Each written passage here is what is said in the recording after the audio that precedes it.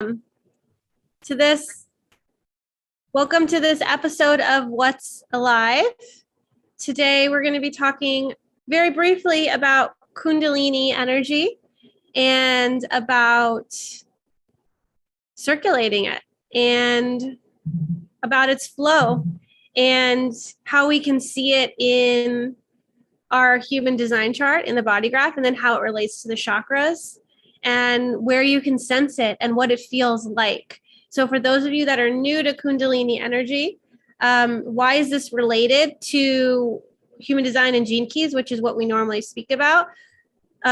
Human design is just a blueprint of how your energy works.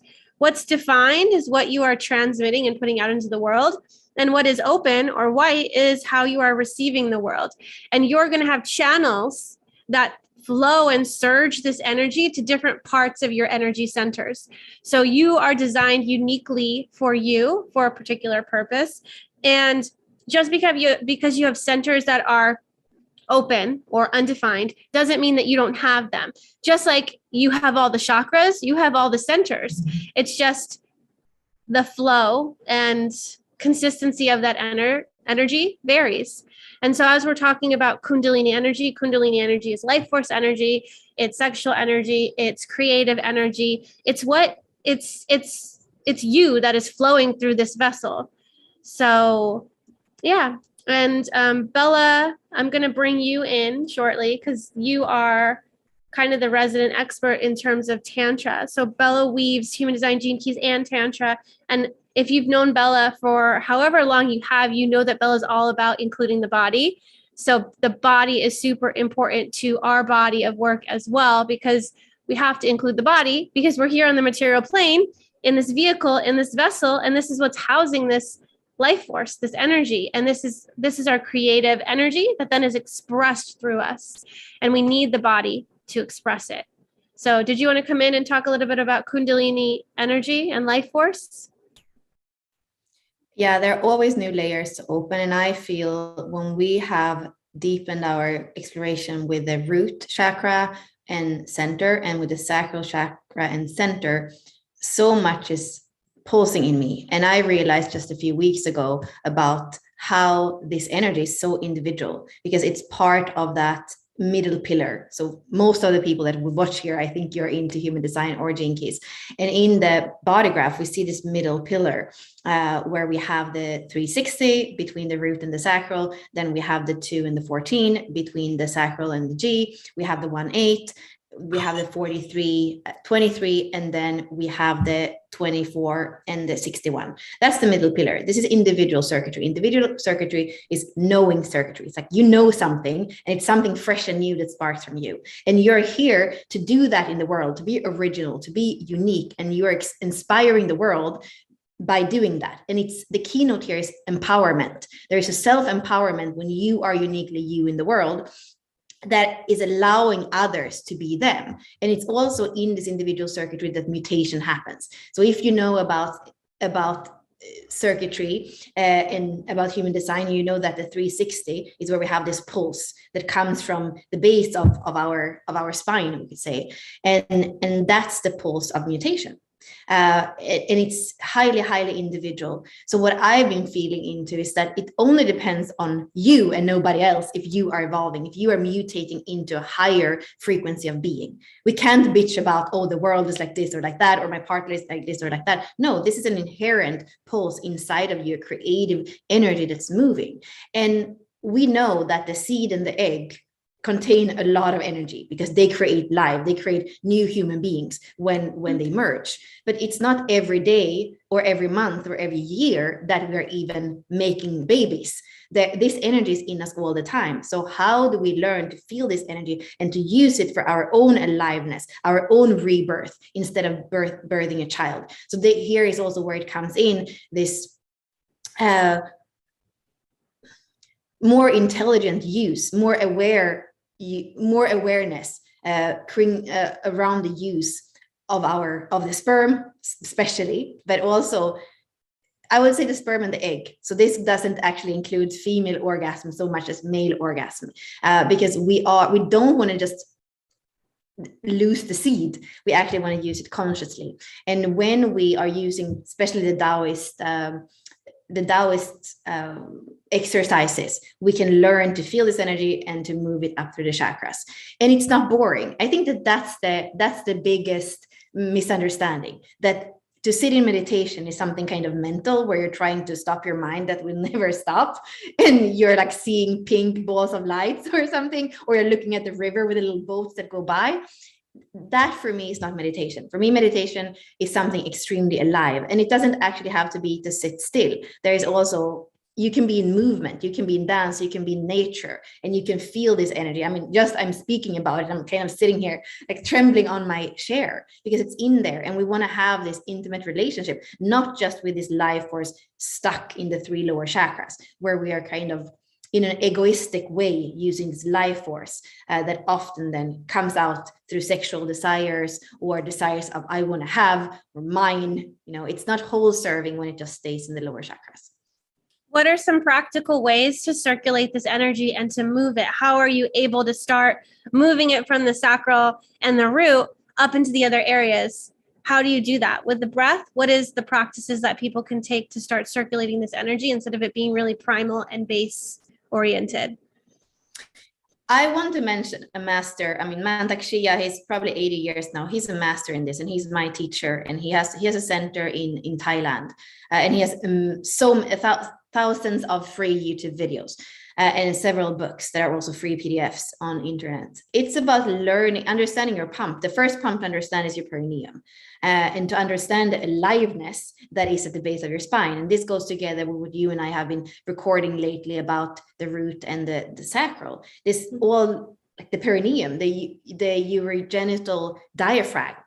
The pump that we have there is the pump of life. And instead of kind of being a victim of the pump of life and the creative impulse that pulls us to different places, it is to learn to feel this energy and to use this energy in a way that is more constructive. So I would say to just sit and kind of like pump your perineum. And for men, it can be also things like just stretching your balls, stretching your genitals. For women, I think it is to find other ways of self-pleasure that don't not only have to do with peak orgasms. Because the feminine, we are like water, we are like waves, we are naturally multi-orgasmic, and many of us we have forgotten, because the way that we do friction with genitals can make us forget the energy, the energy intelligence that the female body already has. So I would say it is also about getting to know how it feels with the energy inside of you, and using some of those, understanding the pumps that are going to allow you to circulate the energy through the spine, because we want to circulate it not only up but also back again. And you can often feel like, if you tune in, whether you're a woman or a man, and often it's like it can be different, but you're going to feel, if you breathe in, you're going to feel like the energy rises either on the front of your body or on the back of your body. So you breathe in and you feel, where does it come up? Where you imagine it coming up from the base of your spine, coming up through your body to the top of your head. And you see, oh, is it a little bit more on the back side or on the front side? Okay. And then you breathe out and you see if it goes down the back into your tailbone, or if it goes down in the front of your body. And so you start to breathe with energy, and you can start to feel there are those places in the body where you can feel like you're like pumping the energy. It's always very subtle, but you're allowing the energy to go higher. And you can also feel at some point where there is like a little bit of a constriction or a blockage, and then that tells you something. So breath, always when it comes to Tantra, I say breath, movement, and sound, to liberate whatever might be stuck. But here I would say it is quite subtle, and it has a lot to do with not just throwing away our energies through peak orgasms. For men, that's the sperm, that's the seed, that's even more in a way serious, to kind of not get to use your energy in the body and has to renew it. And for women, the peak orgasm is often too electric. For a woman, the pulse of our chakra pillar is that we have a warm heart, and we're supposed to have a cool mind or brain, and we're cool also vaginally. It's going to take a while for us to warm up. That's why a woman needs to warm up. And that's the polarity that we have in ourselves. So a lot of friction, a lot of peak orgasms is going to actually make the genitals warmer than they are supposed to be for the woman, and then it actually it changes the poles. We are supposed, and also the way of like how masculine the world is as a woman, to have to use, you know, your mind that way all the time. It's also offsetting poles, and then that offsets the polarity with your partner, with your lover, with your husband. So I think it's also about coming back to naturalness and looking at your relationship. Okay, where is polarity? Is it true that in lovemaking with your partner, if you're a woman, if you have a feminine core, I mean, there are also individuals that feel like they have a feminine core, even if they have a masculine body, you know, then it is the warmth of the heart.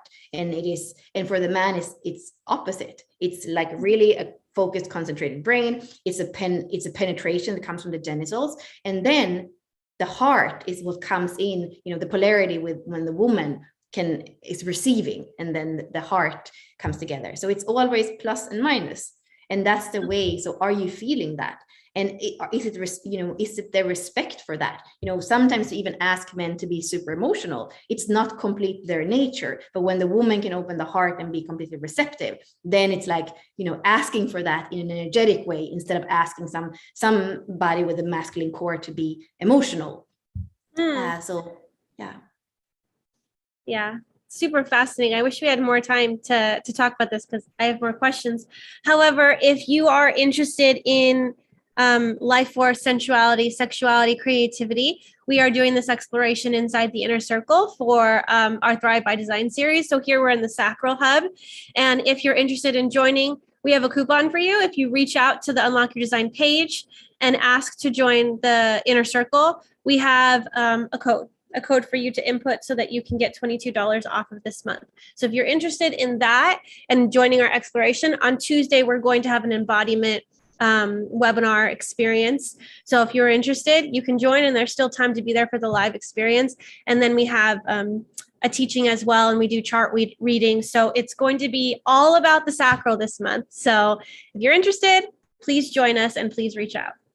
Okay. And I would say one last thing, the main thing here is sovereignty, but because when you have the mastery of your own life force, your own creativity, your own sexual energy, there is not anything outside of you that can completely override that. It's so strong. This is the energy that creates life. And when you are empowered in your creativity, your sexual energy, your Kundalini, you are sovereign in the world, and that's the kind of people that we need. And this is the space that we want to open up in the Inner Circle, where we come together for empowerment, where we come together to feel our uniqueness and what moves through us as human beings. So I'm excited for this exploration. I would love to have both women and men that come in, because I think that the polarity as well is a dance, and that is powerful. So reach out to us and come in. Thank you.